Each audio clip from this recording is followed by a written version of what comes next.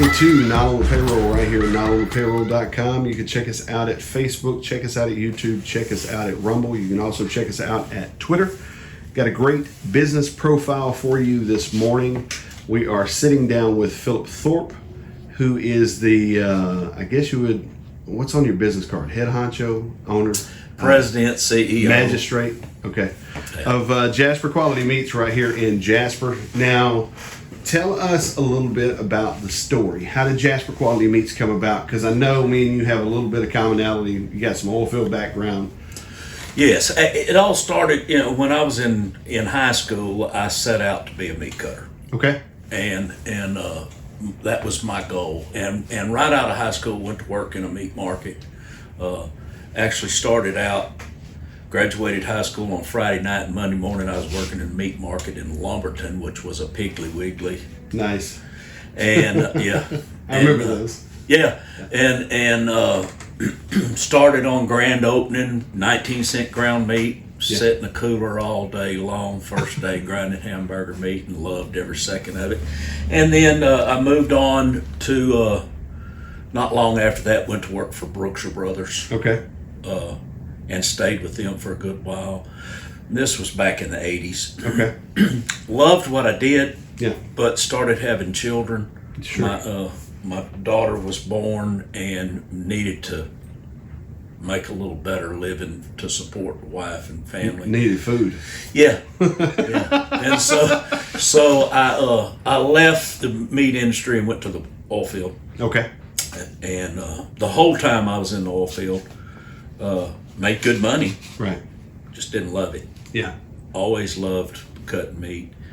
I come in from work. My son was born at this time. This was in 2002. I come in from work one day, and if I'm not mistaken, it was like a Wednesday afternoon. Okay. And we were sitting down. Family meal was a big deal around our house at that time. Families have gotten away from it. I wish it would come back, but we all sat down as a family to eat. My son, who was 7, during dinner says, "Dad, you gonna make my ball game tomorrow night?" And I said, "Tomorrow night?" He said, "Yeah." I said, "No, I'm not gonna be able to make it, son. I'm gonna be in Laredo. I have a job in Laredo tomorrow, but I'll make the next one." Yeah. And I don't know, 20 or 30 minutes later, we had finished dinner. I walked down the hall and he's laying in his bed crying. And I went in and I talked to him and said, "What's up?" He said, "Well, Dad, you're not going to be at my ball game tomorrow night."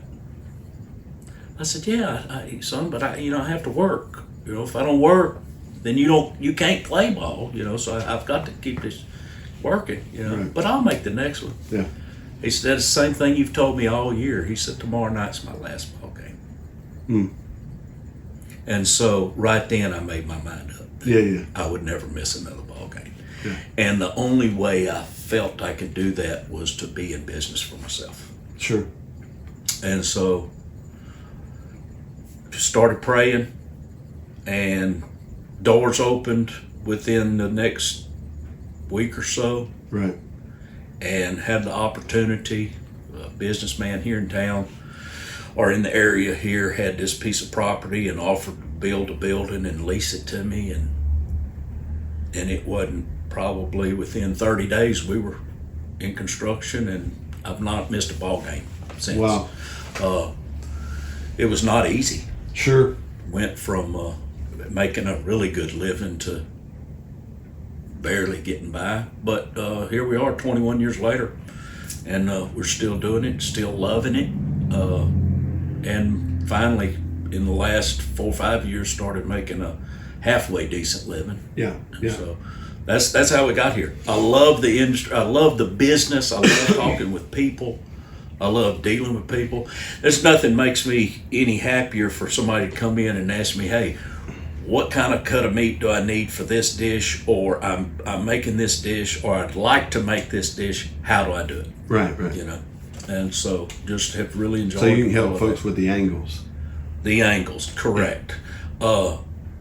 Now there's parts of the business like everybody else you don't like, but I haven't done anything that I'll let you like every aspect. Sure. But for the most part, most important thing I never missed another ball game. Yeah. I didn't miss graduations. Yeah. That's a hard thing, man. A lot of people don't think about that on this blue collar side of things, man. A lot of people don't think. I mean, oil field has got this nice money, but the trade off is, you know, like myself, I was working 2 weeks on, 2 weeks off. Man, you miss a half a year with your kids, it's a different world. Yeah, that's half the year you miss completely. Completely. I never worked one of those, but I did work one job. The type of oil field job I had was you went to work in the morning and you stayed till the work was done. And there was numerous times when one time in particular, I went to work on a Friday morning. Yeah. I came home the next Wednesday night in the same pair of pants, Wow. shirt, and underwear I had on when I left Friday morning. Yeah. Because of an emergency situation. Sure. And it was like that on a regular, you know, working. Yeah, that's how that beast It's is, great man. money, but you're working 60, 80 hours to do it. Yeah. I come to work here working 60 or 80 hours. Money wasn't as good. Right. But those 60 and 80 hours, the first day I opened this business was in September of 2002, was our first day in business. Okay. That day, my son, who was 7, worked. My daughter, who was 14, worked. My wife at the time worked. Right. So it was a family deal, and it still is. Daughter's still here with me today. I have enjoyed family. Sometimes it's hard to work with family. Right. But I have enjoyed the fact, because of the years that I missed it, Yeah. I have enjoyed the fact that family has been here with me. So let me ask you this, specific to what you guys are doing right now. You guys are doing kind of some, I don't know if innovative is actually the best word for it, but I think it kind of classifies that. I mean, you guys have a large freezer. You guys do things specifically for hunters during hunting season. Sure. I mean, you've got a meat display that's really kind of second to none in the region. And so, I feel like it is. We have 45 feet of meat case. Okay. I've been in numerous meat markets, which is one of my deals when in my travels around. I like to go to meat markets, you know, so have picked up some really good ideas from some other businesses that in the same industry, and but I've yet to find any of them's got 45 feet of meat case. Right. In the type of market we have here, Sure. I mean, you go to these big grocery stores. Yeah, it gets crazy. Yeah, it's crazy. But in a small meat market type setting, 45 feet of case is a lot of case, and sometimes it's hard for us to keep it full. But we do, and we do. We have prided ourselves on special cuts and customer service. We can't compete with the big guys on price. Right. Can't do it. It's just impossible. Right. But what we can do, they can't do, is customer service. Right. And they cannot beat our quality. Yeah. We take pride in what we do. I feel like actual meat cutting's a dying art. I worked at Brookshire's for 7 or 8 years. And very few of the people that I worked with then even knew how to break down a carcass of beef. Everything comes out of the box. And meat cutters nowadays, I mean, if it don't come out of the box, they don't know what to do. And Right. we started out here coming in, swinging beef, what I call it, meat on a hook, halves, quarters. Yeah. So you guys provide that as well? Absolutely. Matter of fact, I went yesterday and picked up a carcass from packing house. Okay. That I have sold. We'll sell a half or a quarter. Right. And then we cut it and wrap it and package it to your specs. It's locally sourced beef. I buy it from a ranch up in Garrison, Texas, which is just a little north of here. I think that's one of the things that really sets you guys apart, because yes, you can't compete maybe with the big guys on price, nobody's going to beat the quality. Nobody's going to beat our quality. And here's the next step. I mean, here's the next, because to me, if anybody has been breathing in the last 10 years and seen all of the documentation of what goes into some of this mass-produced stuff that's out here in these major stores, we're not going to name any of them, but the major stores all have some issues Absolutely. with the product, which reduces the quality. And so that's one of the things I've always appreciated is the fact that we never question the quality when we come here. Correct. And I hope nobody ever does. That's when I started this business, I told my family several things we're going to do. We're going to put the best product out that we can get a hold of. There may be better product in the world somewhere. I just can't get it. Right. And I'm not lying to anyone. Sure. If I can't look my customer in the eye and be honest with them, right, then I'll just go to the house. That's right. And we're going to keep a clean place. Yeah. If a customer's going to come through the front door and be offended by a smell or cleanliness, I'll just go to the house. Yeah. If I can't keep it clean, sure. If we can't do an honest business, right, and keep a good product, I mean, I'll go back to work normal. Yeah, you want higher quality than what you've seen. Absolutely. Yeah. I just, there's too many places out there that are that way. Mm-hmm. I just don't. Yeah. It's not worth it to me if I can't keep it. And the other thing is, I mean, it's a family business. Your name's on it. It represents you. When they walk through the door, it represents you. Correct. Doesn't matter what it is. Absolutely. Buck stops right here. That's right. Exactly. Yeah. So tell me right now, so here we are, September 2023. What are some things you guys are kind of looking at forecasting wise, as far as, like with deer season coming about? I mean, those things, you guys handle deer processing and stuff like that as well? We do deer processing. We do, one of the things that we do in deer processing is we do one deer at a time. Okay. We don't mix anybody's meat with anybody else's. That's a big deal. It's a big deal to a lot of people. Yeah. And it's a big deal to me. What it causes though is we're not able to do as quickly. Right. It's not as efficient, they say. Right. But so therefore we can't do as many. Right. But when you bring your meat in, it's your meat when you get it out the door. So one of the questions that I've had is this thing about pink slime. Okay. A couple of weeks ago, I'm watching, I can't remember if it was on YouTube or TikTok or whatever it was. I don't know what it was. But they were showing how sandwich meats are made and processed. And I'll be honest with you, it looked like a vat as big as this room full of this goo. And then they squirt it out into this pan that looks like a bread pan. They throw it in the oven, they cook it, it turns into a hard form, and then they put it on a slicer and they slice it. So to me, whenever I'm getting sandwich meats down here, or even hamburger meats, they're saying has this stuff in it, how does that, I guess my question is, how much pink slime do you guys order? Oh, there's no pink slime in the building. Never has been, never will be. I'll promise you that.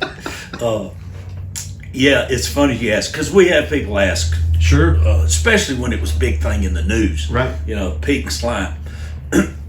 First of all, I don't know what pink slime is. We don't use it. Right. Yeah. That's a mass-produced thing. Yes, it is. What I understand, it has to do with in these big packing houses when you're trimming meat, you get some of the red meat on the fat that you're throwing away, and they figured out some way to get that off of the fat. I don't know. Is there an actual official name for it in the industry?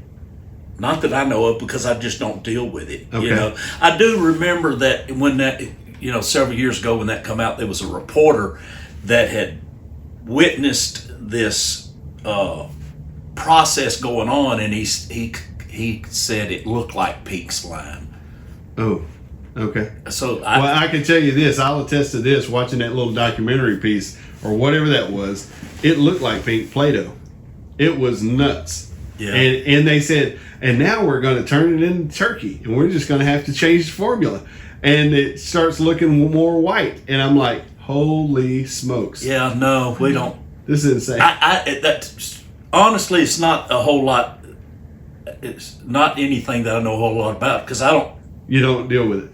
There you go. Yeah, we So don't use it. There ain't no. We grind, and I'll be glad. I'll be glad. We'll go in there and you can watch us do it. We grind our own meat here. Okay.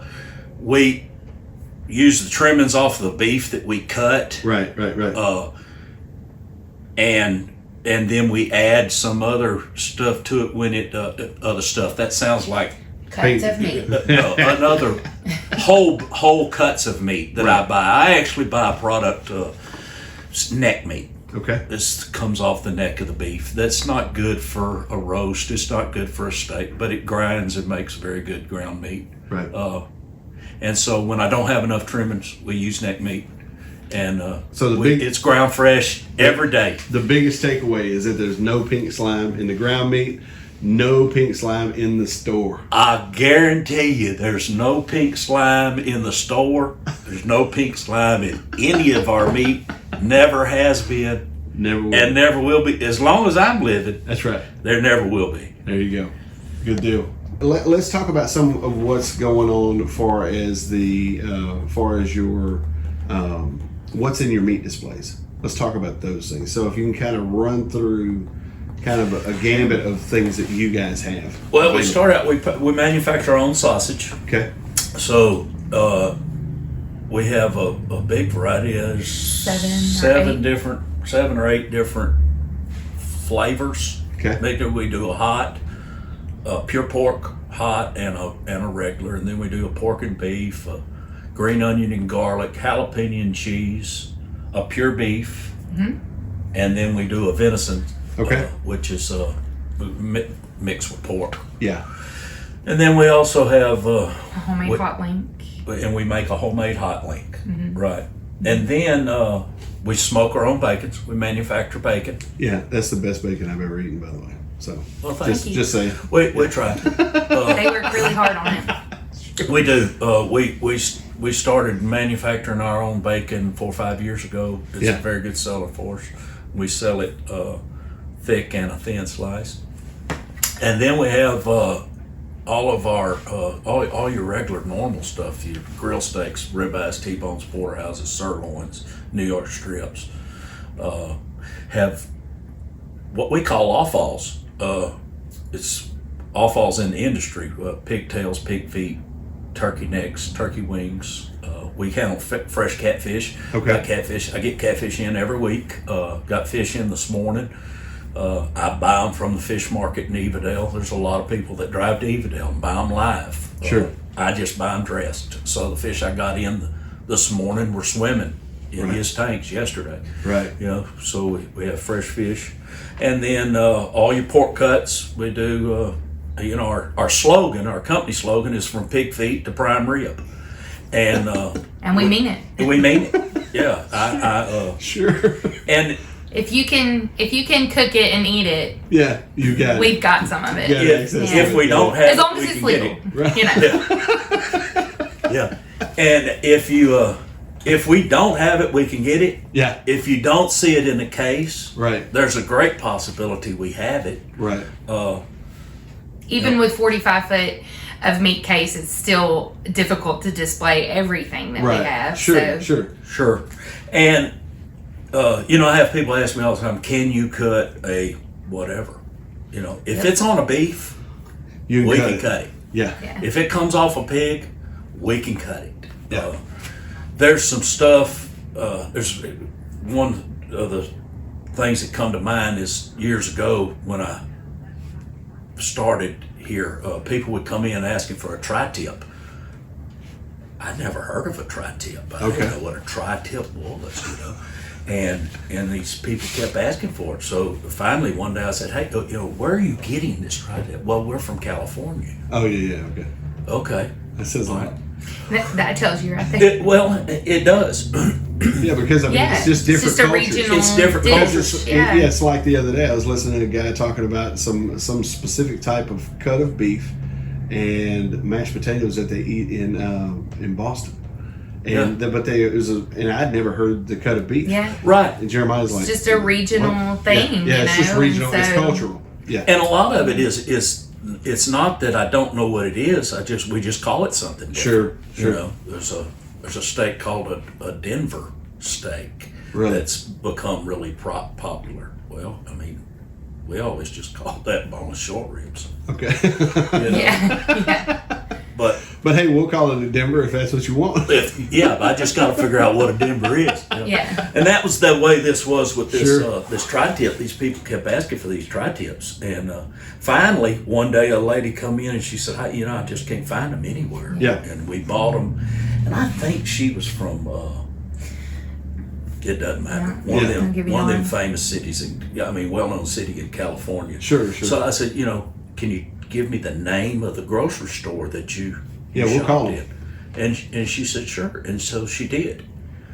Well, you know, I don't know how to use Google very much, but my daughter does. Right. And so we Googled looked it, up a and I phone got a number. phone number, That's right. and I called them, and nobody. I mean, we're not scared to talk to anybody on the telephone, so. Right. and nobody I answered. mean, And I'm like, I can't believe they didn't answer the phone. Well, then we realized they're 2 hours behind us, so I had to wait until they opened. yeah, And it's so I 8 called o'clock in them the back. morning. They weren't there. Nice. So I called them back, and I said, hey, I just need to talk to somebody in the meat market. And so they transferred to the meat market, and the guy gets on the phone, and I tell him who I am and where I am and what I want.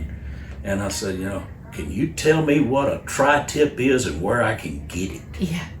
And he said, sure, you know, and he explained to me, well, yeah, I know what that is. And so, So you just calling it something different? Oh, yeah, he just needed to flip it over and cut it a different direction. Okay. And we didn't know, you know. yeah, We that's had the it. point I'm making. If it's on a beef, we can cut it. We may not know how. Right. Yeah. You know, had a person asking for a picanha. You know, that's part of a sirloin tip. You know, so We didn't know what it was. It's very popular in Brazil and other South American countries. Okay. That You makes know, sense. Brazilian barbecue, and Sure. they skewer it, and people are asking for it because it's gotten popular because of social media. Right. And that's fine. We don't mind Back to making it. Just back don't to know the how. tri-tip in the South America, you know, it's culotte. Okay. Well, in East Texas, culottes is little short pants for women. Yeah. Sure. Well, it's the Sure. same. It's the same thing as a tri-tip. So the point I'm making is just like we were just talking about, regional. Right. People call stuff different things. Yeah. And what I call something doesn't mean that's what Yeah. it's called. Yeah, it could be called 101 things. Yeah. Yeah. Exactly. So tell us this. Tell us what are your current hours of operation? Currently, we are open Monday through Friday from 10 a.m. to 6 p.m. Okay. Saturday, we're open 8 to 4. 8 to 4. Closed on Sundays. Okay. We don't work Sundays. I told them when I started that even God took a day off, and I'm gonna have at least one day off. There you go. You know? So we never have made a habit of open on Sundays. We have, and probably will this year.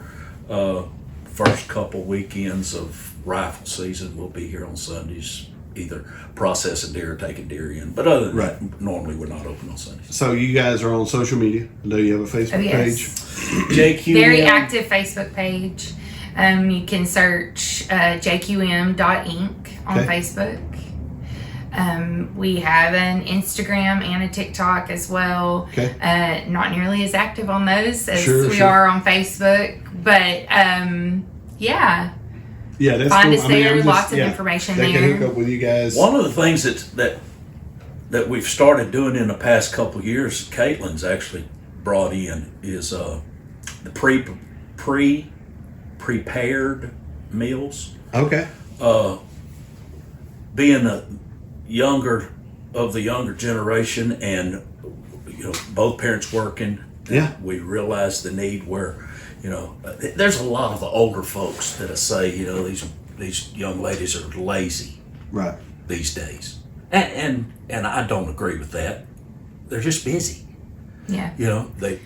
Got a lot It's going different. on. You don't have the When I same was a village, child, when I was a child in the 70s and 80s, Mom didn't work outside the home. Right. And so we come in from school, Dad come in from work every day. There was a meal on the table Right. every day. Nowadays, Mom's working as many hours as Dad, Yeah. and sometimes longer than Dad. And it's not unheard of for Mom to be making more than Dad nowadays. Right. And so and then children are in everything. You got soccer, and you got football, and you got baseball, and you got basketball, and all. And these kids got to get to practice. That's right. Mom don't have time to cook. Mom's not lazy. Mom's busy. Right. Sure. Yeah. Sure. Yeah. So you guys have come. we come up with these meals. We've tried numerous of them that didn't work. Right. People didn't care for them. But the ones that did work, that are popular, we keep. They're frozen. Mom pulls it out, or Dad. I mean, Dad's not beyond pulling it out in the morning and setting it on the counter. That's right. And that night, slide it in the oven, heat it up. Good to go. Cook it. Yep. Yeah. Put a couple sides with it, good to go. So we call those our freezer Dinner club meals. dinner club meals. Heck yeah. Yeah. We keep them frozen, and we have stuff like meaty manicotti, which is one of my favorite. Nice. Throw it in the oven and bake it. Some garlic bread and a salad, and You're got good a to meal. go. You're good to go. That's awesome. Yeah. Yeah, and then we do a baked chicken and rice, and then there's pot roast. And Yeah, I mean, meatloaf we have casserole style dishes in metal pans, aluminum pans for you to put in the oven. We also have stuff like our pot roast that it's ready to put in your crock pot or Instant Pot. Right. Either way, they'll work both. I mean, it's everything you need except for the liquid, Right. Which everybody's got a faucet in their house, right? Right. So pretty simple. You can just dump it out into your crock pot, add your liquid, and turn it on. So just as simple as the frozen, ready to bake meals. Yeah. And then we offer a lot of those sides as well. Garlic knots, yeast rolls. Wow. Okay. Our twice baked potato casserole, Yeah. stuff like that is perfect to go on the side.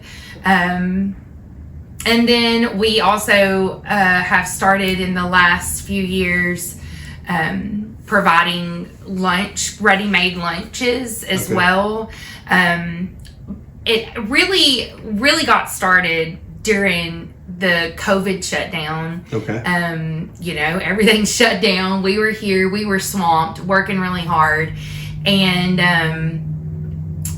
of course, you could run through any fast food drive-through. Right. But after a while, that gets old. Right. And Dad kept saying, I wish there was somewhere I could get a good salad. He was going to the salad bar at Pizza Hut because it was the best salad he could get, and well, when that's your best option. So we said, well, why can't we make good salads? Yeah. So we started with that and ventured out into some sandwiches as well. So we have what we call our lunch counter. Okay. We have an open face cooler with pre-made lunch items available daily. They are made fresh daily. Sandwiches, salads, we have green salads and cold salads, chicken salad, and pimento cheese, things like that. Okay. And then that transitioned us into doing party trays with those things, and some catering around that. So we do lots of that kind of stuff. So y'all handle catering as well? Yes. We do. Yeah. Okay. Yeah. We do. It's really kind of taken off for groups around town, like the higher education place over at the high school, when they have Meetings there at the college from different schools. Sure. And they'll provide either breakfast. We'll do breakfast or lunch where they. So y'all got it covered, man. Yeah. So we've Yeah. done stuff like that with sandwich trays or vegetable, meat and cheese trays, that kind of stuff. Right.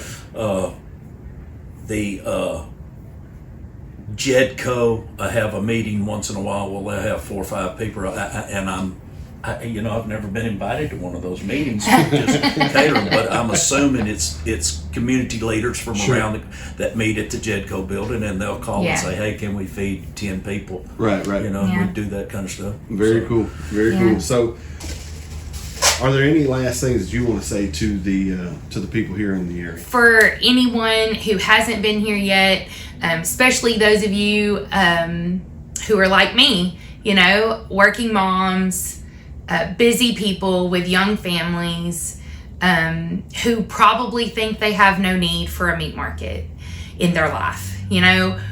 I can go on my Walmart app and put in everything I need and pull up, and somebody will put it in my car, and I can hightail it on to the next thing. I get it. I totally get it. I really do. But if you'll take just a few extra seconds to give us a call and place an order with us, put those items in your cart here instead of at Walmart or Brookshire Brothers, where you can do that so easily. We have a drive-through too. I've got employees that'll bring it out to your car. I can make it really easy for you too. I've got these frozen meals. I'm more than willing to help simplify your life, and not only that, but bring you the customer service that you're lacking at these other big chain stores, and also the quality. I am in the kitchen cooking these meals with my fellow co-workers, and making it special for you. And we want you to have some of it. We want you to enjoy it. We want you to have the ease and the convenience, and also the quality and the love from our family to yours. That's what matters. The love always matters. The first thing I like to say is thank you. Absolutely. 21 years. We've done well. Been very blessed, and I can't do that without the customers. Those customers that come in and they're here once every 2 or 3 months and spend a large amount of money, thank you. Those that come in once a week and spend a little old bit, thank you. Yeah. We need all of you. From the little old widow women that spend their pennies, we thank you just as much as we do for those big ones. Without those people, we wouldn't be here today.